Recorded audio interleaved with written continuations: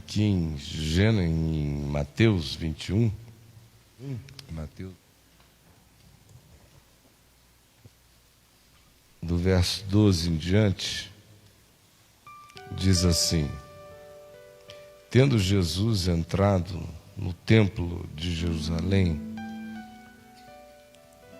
expulsou todos os que ali vendiam e compravam. E também derrubou as mesas dos cambistas e as cadeiras dos que vendiam pombas. E disse-lhes: está escrito, a minha casa será chamada casa de oração. Vós, porém, a transformais em covil de salteadores. Vieram então a Jesus no templo muitas pessoas cegas, coxas, paralíticas, e ele as curou.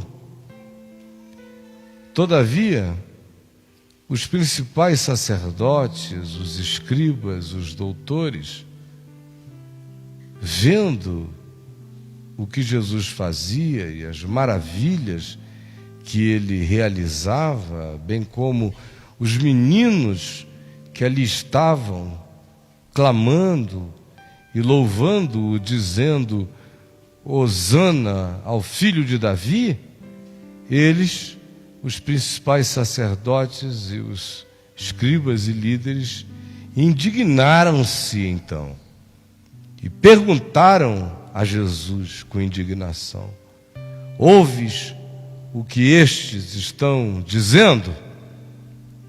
Respondeu-lhes Jesus: sim, claro. Nunca lestes? Eles são a expressão encarnada, o cumprimento vivo da Escritura passada e feita realidade eterna diante de vocês. Sim, eu vejo os meninos cantando e dizendo: Hosana ao filho de Davi.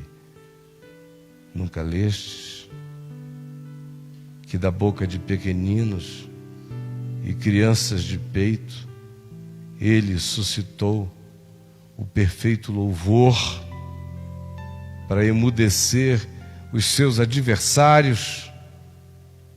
E assim falando, deixando-os, saiu da cidade de Jerusalém e foi pernoitar ali ao lado, na aldeia de Betânia.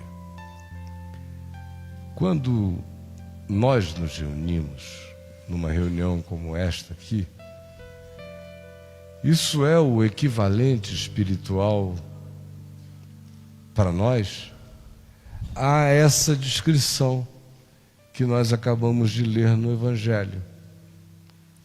Aqui no Evangelho, o que nós lemos foi: estando Jesus no templo.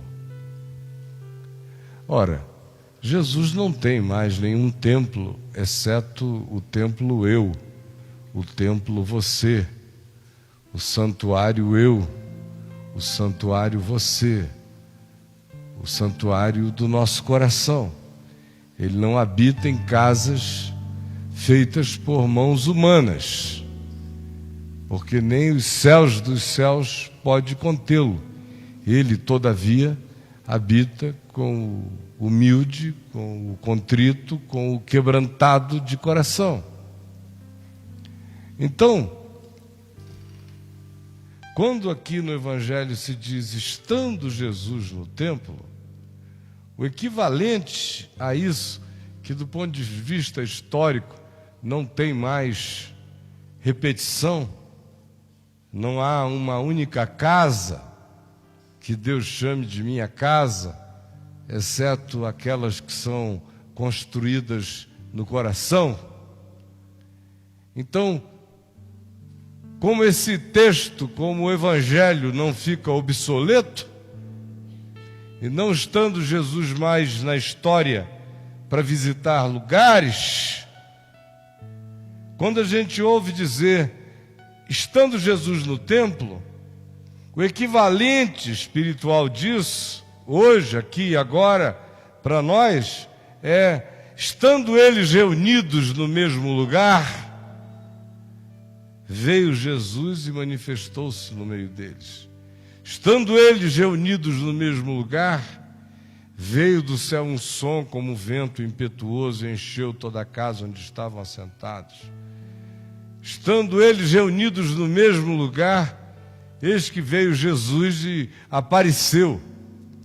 Estando eles reunidos no mesmo lugar, o que hoje a gente experimenta veio Jesus e falou ao coração de um, consolou o coração do outro, levantou alguém da depressão, trouxe lucidez a quem em dúvida titubeava e de repente viu o caminho iluminado. Ou seja, onde estiverem 2 ou 3 reunidos em meu nome, eu aí estou no meio deles.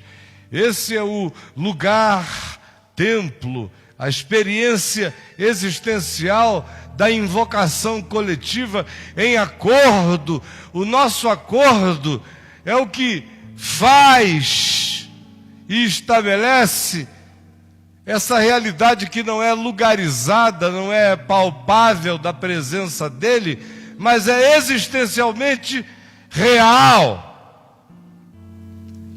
Como se dissesse, estando Jesus no templo, estando eles reunidos, ali está o Senhor no meio deles. Porque onde 2 ou 3 se reunirem em meu nome, aí é templo, aí é catedral, aí é ajuntamento, aí é lugar da habitação de Deus com os homens, tanto no coração do indivíduo, como na invocação do ajuntamento da fé. Por que eu estou dizendo isso? Porque quando eu vim até aqui hoje, eu vim com essa expectativa de que esse nosso encontro singelo carregasse a carga dessa vitalidade da presença do Senhor no nosso encontro, enquanto nós viemos ao encontro dele aqui. Aí você diz, poxa, mas que coisa óbvia. Não. Tem gente que veio por razões as mais diversas. Tem até gente que vem dizendo, é uma palavra que faz bem. Muitas razões para vir. Mas a maioria, sim, a maioria de nós, perdeu aquela expectação espiritual que você já teve no passado e não tem mais hoje, de dizer, eu quero encontrar o Senhor nesse ajuntamento, nessa invocação. Esse que me habita faz uma promessa especial quando os louvores dos seus filhos se levantam em unanimidade sincera, em adoração grata, em espírito e em verdade. Assim, há mesmo. Mas a gente perdeu. E esse texto do Evangelho que nós lemos, ele fala de algumas expectativas mínimas que não podem jamais desaparecer do nosso coração quando a gente faz esse encontro-templo. Quando a gente se ajunta no ajuntamento santuário coletivo. Quando a gente vem para essa experiência das pedrinhas vivas de Lego que se encontram e fazem essa construção espiritual que tem todos os dias a cara das verdades do nosso coração quando a gente chega junto e se apresenta juntos. Isso é como o fazer de um cálice. E aqui, nesse texto de Mateus 21 que nós lemos de Jesus no templo, você vê quais são as 3 realidades básicas presentes nessa presença e nesse movimento dele, no ajuntamento, em meio aos olhares expectantes. Qual é a primeira manifestação? Diz que ele entra e ele expulsa o mal, o que tinha tomado conta da alma de todo mundo ali. Expulsou e disse: olha, a minha casa é casa de oração. Eu repito, isso não é referência a um prédio. Para nós, isso é referência inicial e essencial à minha mente, que é casa de oração, e não um lugar de salteadores, de maquinadores, de industrialização da perversidade.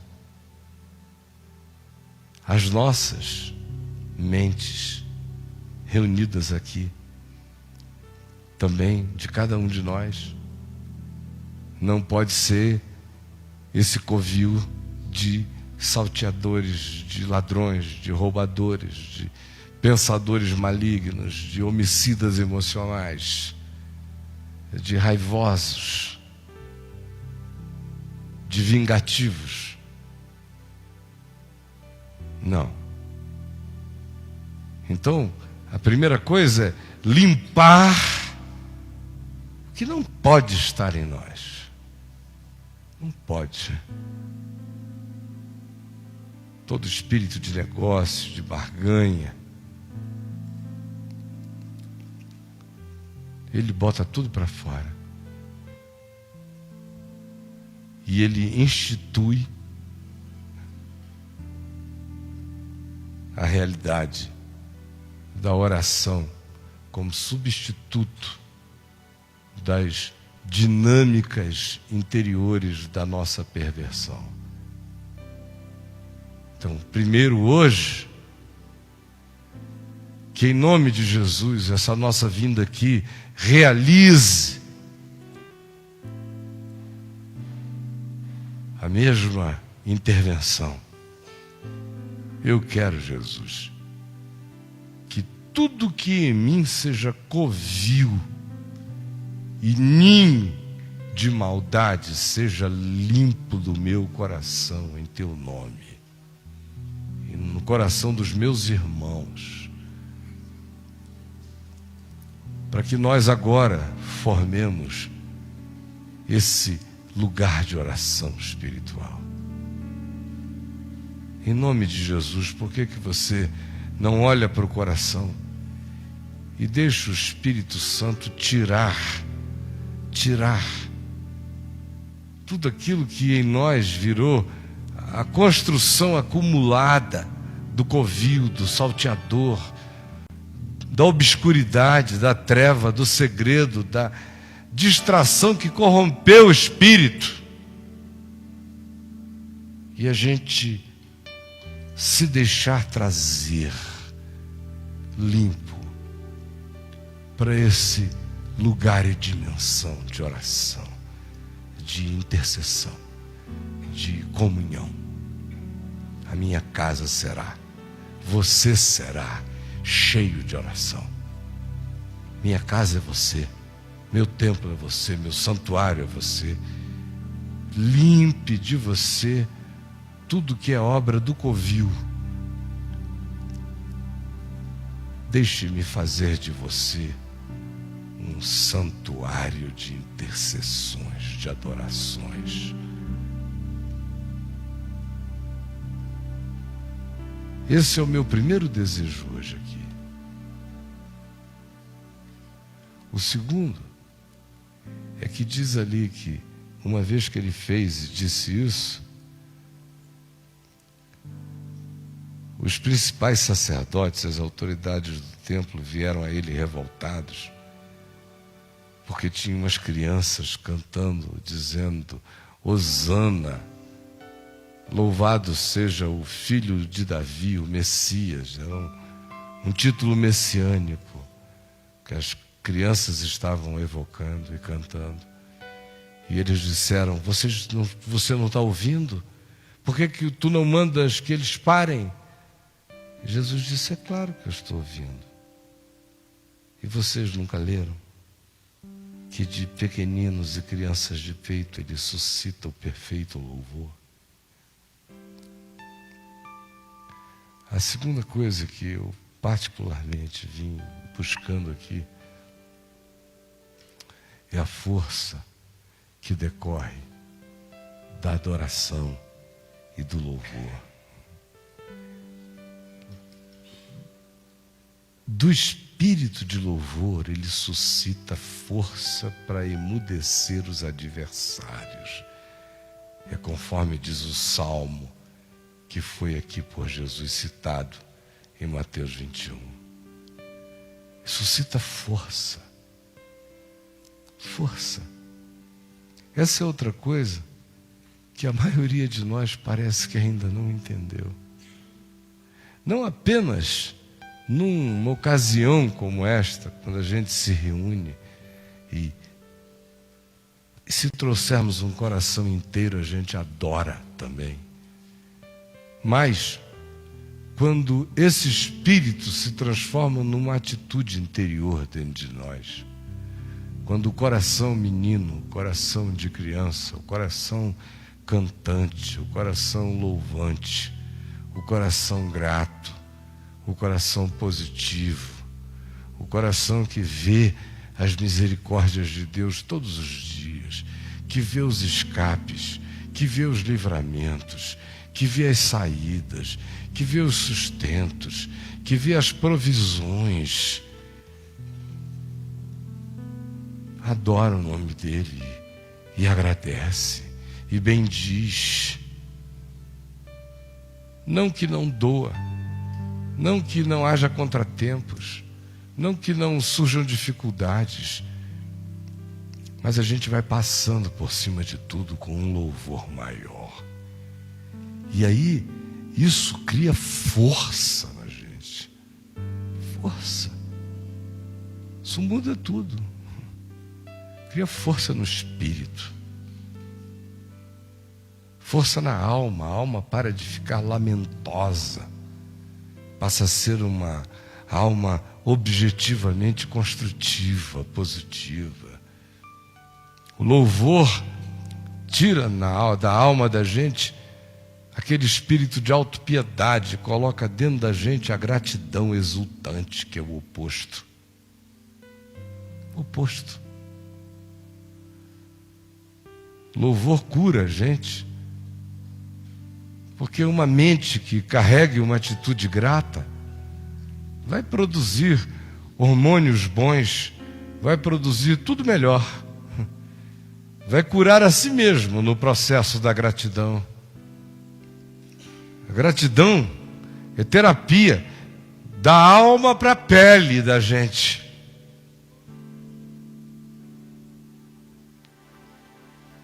Com louvor. As depressões vão saindo. Os estados crônicos vão sendo forçados a girarem com a dinâmica do louvor e não resistem e nos deixam.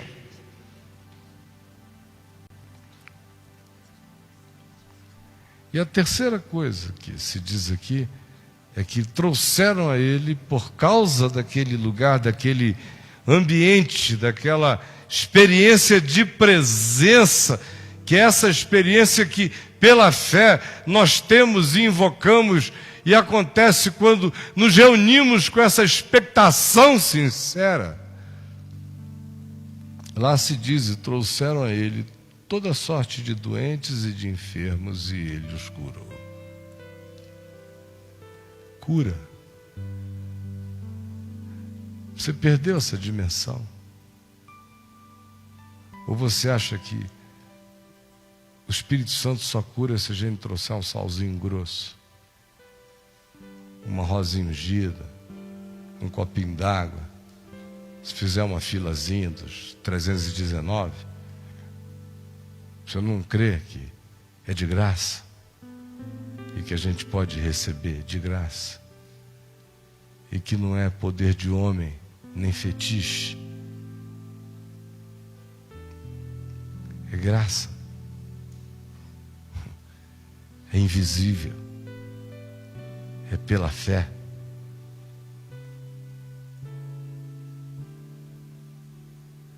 Todo dia eu dou graças a Deus pelas coisas que eu vou discernindo, que poderiam ter me liquidado há tantos anos atrás e não me liquidaram sem eu saber. Às vezes obedecendo até umas intuições tolas, como só agora eu vim perceber que muito provavelmente eu não morri de infarto logo aos 32 anos de idade, porque eu tinha começado a fazer uma prevenção que eu nem sabia e que fiz esses anos todos, só agora que foram me mostrar. E eu comecei a ver, digo, então isso tudo aqui só se abriu porque estava acontecendo aquilo que na ignorância eu não sabia nem o que era o que estava fazendo prevenção. E quantas milhões de coisas que a gente nem vê, que nós somos salvos delas. As profilaxias divinas. As antecipações da bondade nos salvando de coisas. Sem falar da quantidade enorme de outras que a gente é curado sem ver, sem notar, sem saber. Das coisas que são criadas dentro de nós sem que a gente saiba. Nos nossos cérebros, sem que a gente discirna agora, um dia depois, quem sabe a gente veja.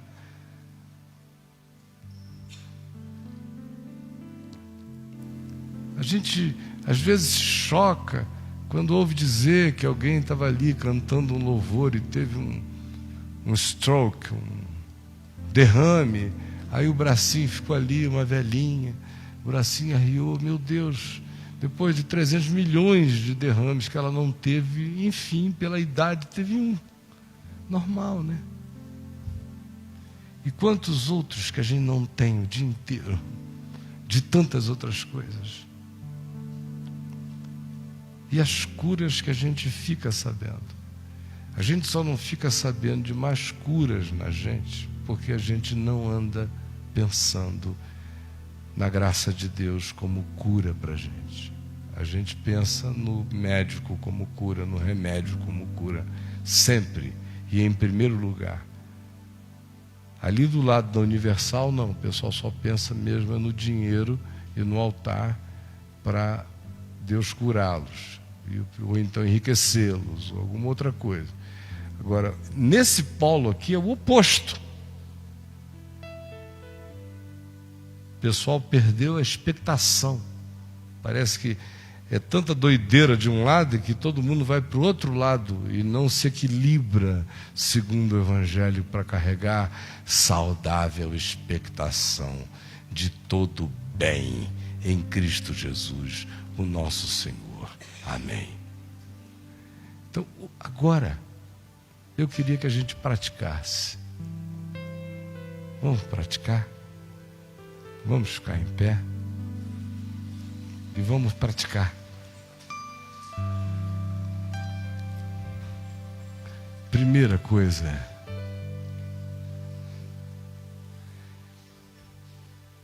expulsar os cambistas da alma, os fazedores de negócio dentro da gente, os ladrões de paz, os barganhadores existenciais, Deixa Jesus botar tudo isso para fora de ti, meu irmão. Você trouxe alguma dessas coisas? Deixa sair. Confessa. Confesse. E invoque em oração. Todos nós, em espírito e em verdade. Está aqui, como disse que estaria, no nosso acordo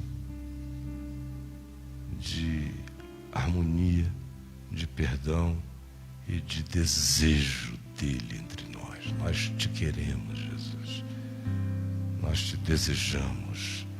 Tu nos habitas. Nós queremos a densidade da tua presença entre nós. E a transferência de todo o bem em graça de uns para com os outros, tanto quanto tu derrames toda a graça sobre todos nós. Faze a vida circular entre nós, os nossos corpos, nossas almas, nossas emoções, nossas mentes. Senhor, em nome de Jesus, nós repreendemos aquelas doenças, especialmente aquelas que são produzidas pela culpa, pelo pecado, pelo medo. Em nome de Jesus, coloca paz no coração dos teus filhos e traz saúde, saúde plena para o todo da nossa vida. Obrigado pelas tuas revelações, pelo que tu nos mostras e impedes, ou prevines, ou nos desvias sem que a gente saiba, e tu estás nos salvando sem que percebêssemos.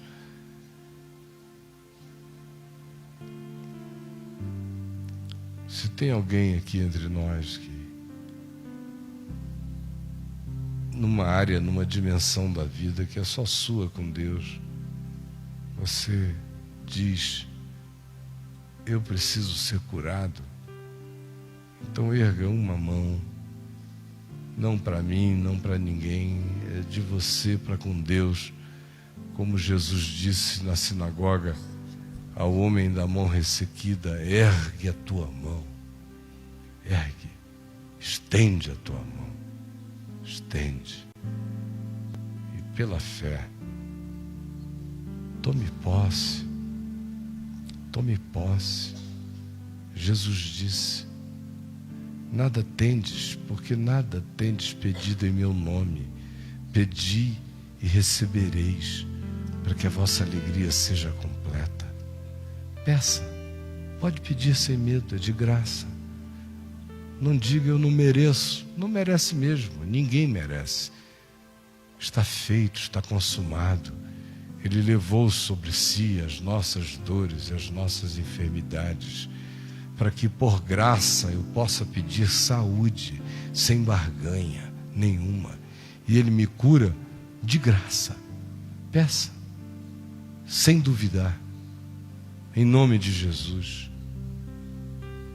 Obrigado, Jesus, por tudo que no meu corpo tu estás fazendo, tens feito e farás. Louvado seja o teu nome. Amém, Jesus. Louvado seja o teu nome. No corpo dos meus irmãos, e na mente, e na alma, nas emoções. Põe a tua mão, Jesus. Assim como também nós oramos por aqueles que oram por outros, conforme a tua palavra nos concita, quando diz que se nós virmos algum irmão ou irmã pecar, não para a morte, que nós oremos e intercedamos, e tu salvarás esse irmão e essa irmã que está pecando, porém não para a morte. Nós oramos aqui agora por muita gente amada que não está pecando para a morte, que não está pecando com a vontade de matar, não está pecando pelo desejo de extinguir, não está pecando pela vontade de socializar a maldade, está pecando pela sua própria burrice, pela sua ignorância, pecando contra o próprio corpo. Nós rogamos por esse filho, por essa filha, por esse pai, por essa mãe, por esse amigo, por esse marido, por essa esposa, por essa noiva ou noivo, por essa pessoa que nós queremos bem e que está pecando contra si mesmo na vida. Nós te pedimos que tu lhe perdoes o pecado e que tu não leves isso em conta. Em nome de Jesus. É uma autoridade estranha que a tua palavra nos confere quando diz: se virdes, pedi, rogai ao Pai, e o Pai o salvará. Salvará todo aquele que não estiver pecando para a morte. Nós pedimos agora por tantos, Senhor, que nós amamos e que claudicam e que tropeçam. Nós intercedemos por eles e pedimos que tu os tragas ao lugar da cura, da consciência, da posse do perdão em ti. É o que nós rogamos por todos na nossa casa, nossa família, entre os nossos irmãos, irmãs, e filhos e filhas, e patrões, e empregados, pessoas com as quais vivemos, gente das quais dependemos ou outros que de nós dependem. Nós pedimos por todos. Ó Espírito Santo, permite que nós vejamos já um sinal da tua graça operando na vida deles, tanto quanto nós te rogamos que tu realizes e manifestes sinais da tua graça, operando em nós aqui, agora, aqui neste lugar, realizando o teu bem, aquilo que nós pedimos com confiança e com descanso em ti, em nome de Jesus e para a glória de Jesus. Amém e amém.